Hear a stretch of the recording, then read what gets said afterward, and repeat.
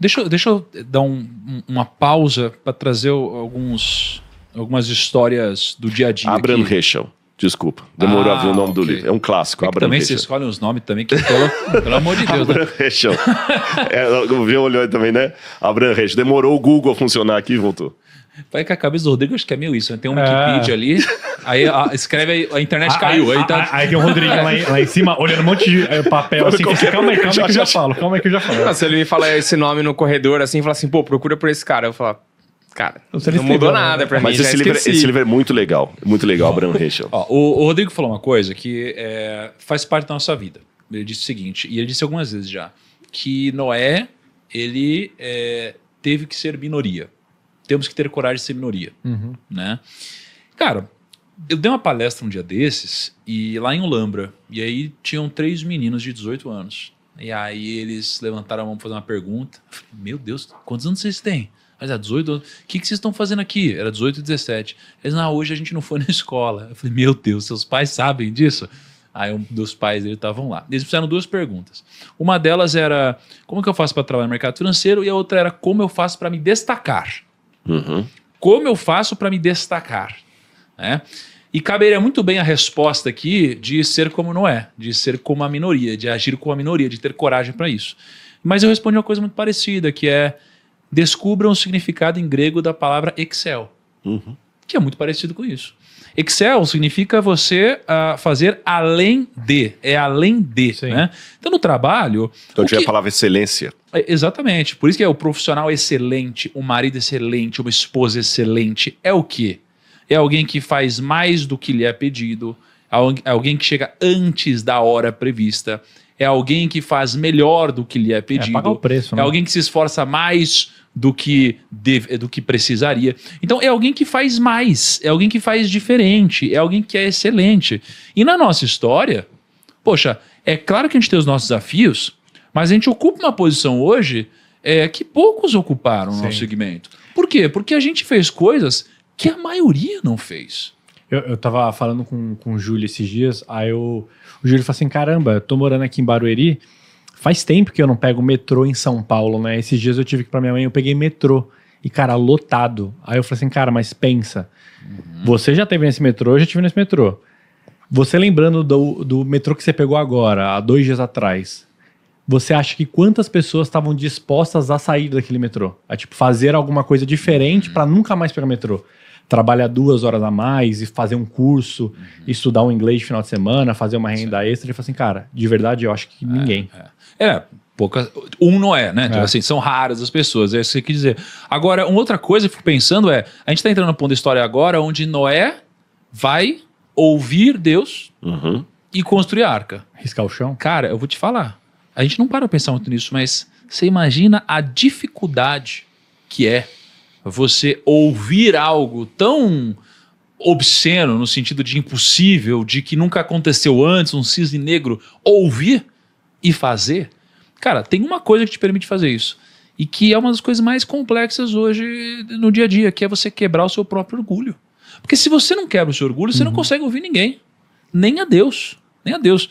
Vou contar uma história rapidinho aqui, pode contar uma história rapidinho? Deve, por favor. Eu te contei do Legendários que eu fui, não? Eu sei que você foi. Mas detalhes lá não. É que aconteceu uma história. Tem duas grandes viradas de chave aqui e que Noé, não sei se embutido de fábrica ou por ter vivido 500 anos caminhando com Deus, mas ele já tinha isso desbloqueado na mente dele. A minha virou uma chavinha recentemente. Olha o que aconteceu. Eu fui convidado por um amigo para participar dos Legendários. E eu não quis. E a minha esposa falou, amor, eu sinto que você deveria ir. E aí eu não quis.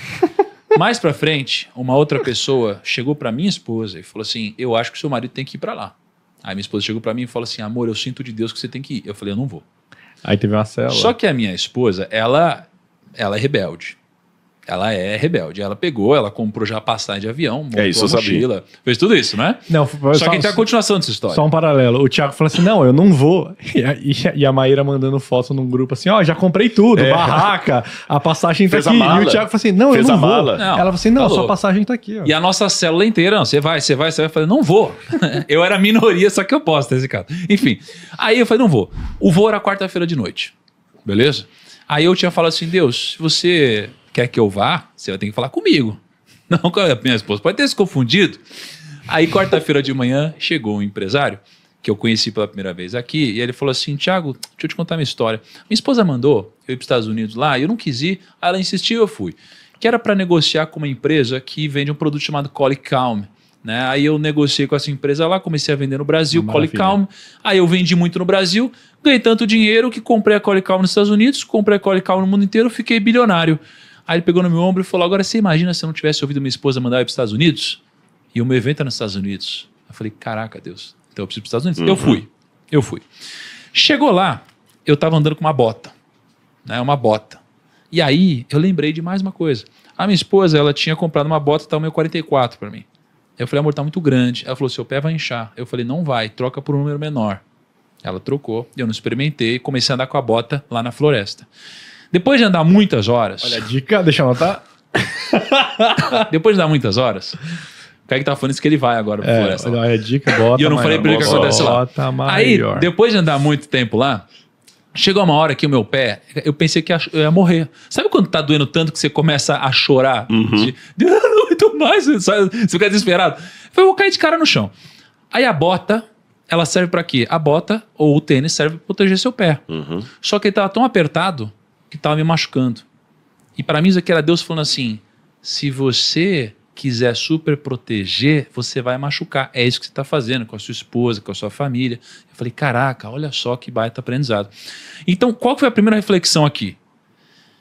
Eu preciso ouvir a minha esposa. Em outras palavras, você precisa ouvir aqueles que vão colher os frutos junto com você, e você precisa ouvir a repreensão de quem está próximo. E a gente adora ouvir conselho de quem está longe, e a gente ignora quem está próximo. Quem está próximo? Mais próximo de todos é Deus. E a gente ignora o conselho de Deus, a gente ignora. Mas por quê? Porque muita gente não ouve. Mas por que a gente não ouve Deus? Orgulho. Orgulho. O orgulho nos coloca acima de Deus, a ponto de não ouvi-lo. E aí, no momento lá, uma pessoa gritou comigo. Ela gritou, eu me senti humilhado, Rodrigo. Aí eu pensei assim, ó, quem que esse cara pensa que é pra falar assim comigo? Eu vou pegar esse cara, vou botar no rio agora, vou descer porrada nesse cara. Sem sacanagem, eu tava num clima ali, você não tá entendendo. Pede pra sair. Não, você não tá entendendo. Eu vi a foto. Você não tá entendendo.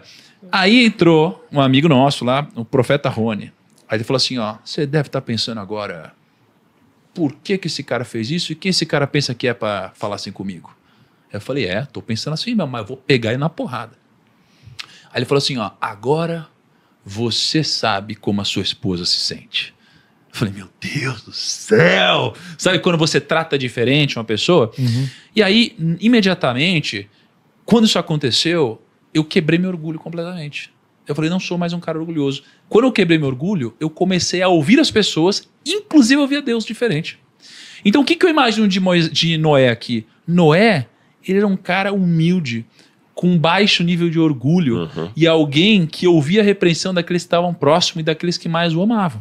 Então, se você não quebrar o seu orgulho e não aprender a ouvir quem está próximo de você, você vai morrer no próximo dilúvio, não é? Que pode ser várias coisas ruins que acontecem ao nosso redor, negócios ruins, pessoas que vão te roubar, pessoas que vão se aproximar para se aproveitar de você e você vai acabar caindo por causa do seu orgulho. Eu fui um cara que eu já caí muito por orgulho. Foi difícil. Aliás, o orgulho que tirou o anjo rebelde do céu. Aí, ó. O orgulho é muito perigoso. Sabe, o orgulho é um tema que eu também tenho lido bastante sobre isso aí. É uma coisa muito complicada, porque... E é tão complicado isso, porque o orgulho é uma doença moral silenciosa. Você, às vezes... Dificilmente uma pessoa vai ser mandada embora de uma empresa porque ele é orgulhoso. Ele vai ser mandado embora porque ele não produz, ele vai ser mandado embora porque ele roubou, ele vai ser mandado embora porque está tendo corte de pessoal mesmo, mas dificilmente você vai colocar, não, fulano de tal, vamos mandar embora porque ele é orgulhoso. E sabe qual que é o grande agravante? É porque o orgulho pega especialmente as pessoas talentosas.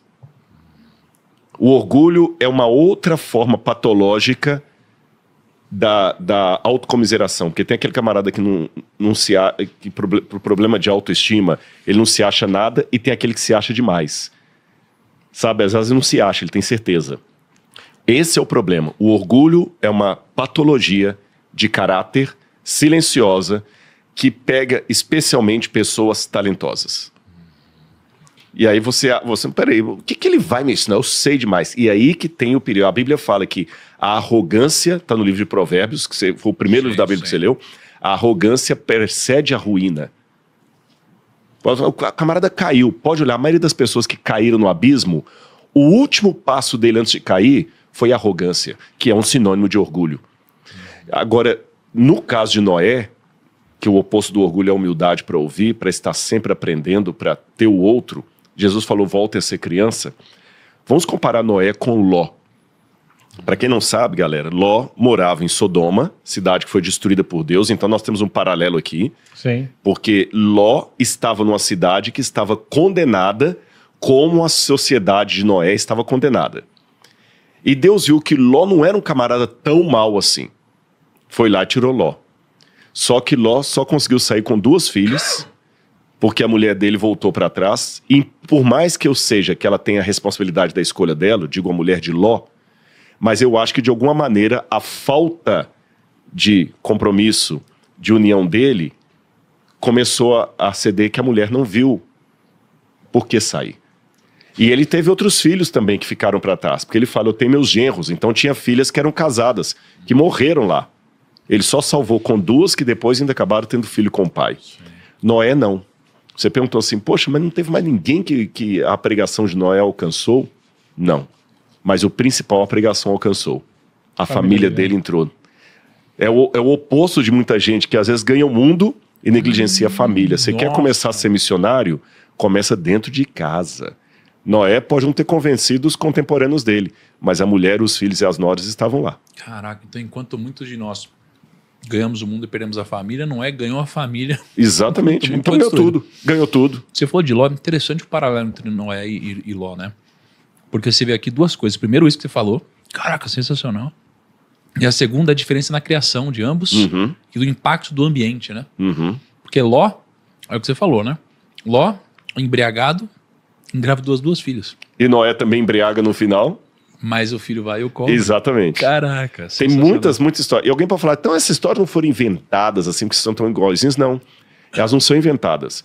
Se você conversar com um psicólogo, ele vai notar que a maior parte das histórias são repetições de padrões de comportamento.